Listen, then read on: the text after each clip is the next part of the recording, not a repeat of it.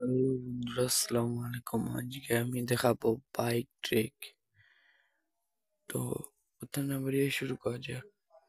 এর আগে আমি বলে থুই, একজন ব্যক্তি যে সামনের আপডেটে একটি নতুন বাড়ি আসবে।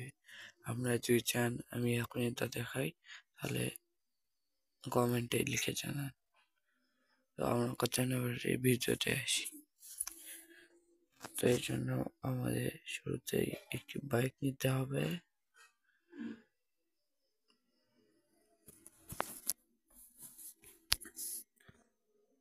বাইক নিয়ে এবার এই নাম্বারটি ডায়াল করতে হবে। করার সাথে সাথে মোটরসাইকেল উঠতে হবে। দেখো, খুব সুন্দর না?